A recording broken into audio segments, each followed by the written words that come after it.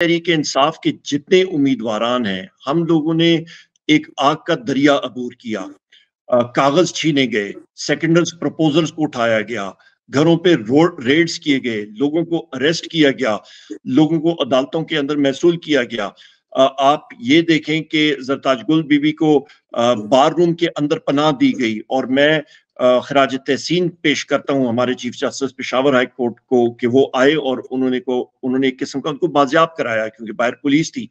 अ, खुद मुझे मुख्तलिफ जगहों से इसी तरह निकलना पड़ा। हमारे बेतहाशा साथी हैं, उन्होंने एक किस्म का आग का दरिया अबूर किया है, पर फिर भी हम लोग ये सब क्यों कर रहे हैं? उसकी वजह यह है ख़वातीन हज़रात कि हम लोग चाहते हैं कि पाकिस्तान में तहरीक इंसाफ ये नाम इमरान खान साहब ने क्यों रखा? क्योंकि रियासत मदीना की बुनियाद ही एक आइन और कानून पे होती है, एक दस्तूर पे होती है। वो दस्तूर क्या है कि अमीर और गरीब के दरमियान कोई किसी किस्म का तफरका नहीं होना चाहिए, अदल इंसाफ होना चाहिए। जब अदल इंसाफ होता है एक कौम में, एक मुल्क में, तो वहां पे आपकी सरमायाकारी होती है, वहां पे कारोबार की रेल पेल होती है, वहां पे मौके बढ़ते हैं। जो अभी आपको वीडियो दिखाई गई थी कि पाकिस्तान 6% की ग्रोथ रेट से बढ़ रहा था, तो अचानक ये vote of no confidence Tehreek Insaf की हुकूमत और इमरान खान साहब के खिलाफ हुई और ये एक साजिश थी, मिली बुक साजिश थी पाकिस्तान के खिलाफ। और वो 6% से ग्रोथ रेट नीचे आके 0.3% पे आ गई। अदाफ को का हेर फेर किया गया, उसके बावजूद भी वो उसको सस्टेन नहीं कर सके। तो ये तब भी हुआ कि इमरान खान साहब के टाइम पे, पाकिस्तान तहरीक इंसाफ के टाइम पे अदल का निज़ाम बेहतर तरीके से जा रहा था, मुल्क में सरमायाकारी हो रही थी, लॉ एंड ऑर्डर था।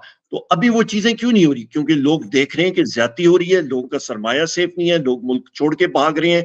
नौजवान का पाकिस्तान के बदकिस्मती के साथ सिस्टम पे किसी किस्म का भरोसा नहीं है, वो मुल्क बाहर छोड़ के बाहर मौके ढूंढ रहे हैं। तो ये सारी चीजें रिवर्स हम लोग उसी वक्त कर सकेंगे जिस वक्त के पाकिस्तान में 2/3 से ज्यादा की अक्सरियत, 3/4 अक्सरियत पाकिस्तान तहरीक इंसाफ की होगी। और इमरान खान साहब को बाजियाब कराने का ख़वातीन हज़रात एक ही तरीका कार है, और वो है आपकी वोट। आपकी वोट, और वोट आपने देना है पाकिस्तान तहरीक इंसाफ को, भले को। और उसके साथ साथ दिल खोल के अतियात दें, आप पाकिस्तान तहरीक इंसाफ को सपोर्ट करें, फंड रेजिंग करेंगे, उसकी वजह से हमारी पार्टी मजबूत होगी। इलेक्शन में हमारे मुखालफीन जो है वो अरबों रुपए खर्च कर रहे होंगे, उस तरह के फंड्स हमारे पास नहीं है। तो आपकी शिद्दत से जरूरत है। यही यहां पे मैं बात खत्म करना चाहूंगा।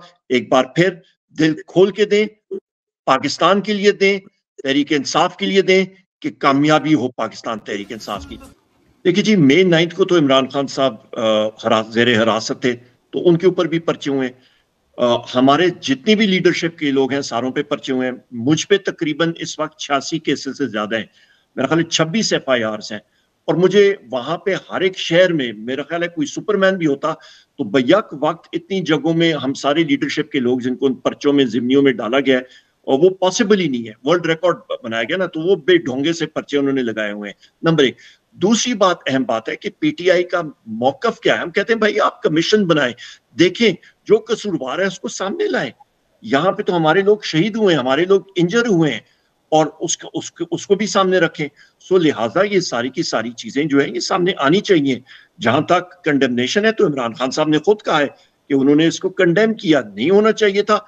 पर मसला ये है कि वो पुलिस फोर्स, वो लोग कहाँ थे जिन्हें रोकना था?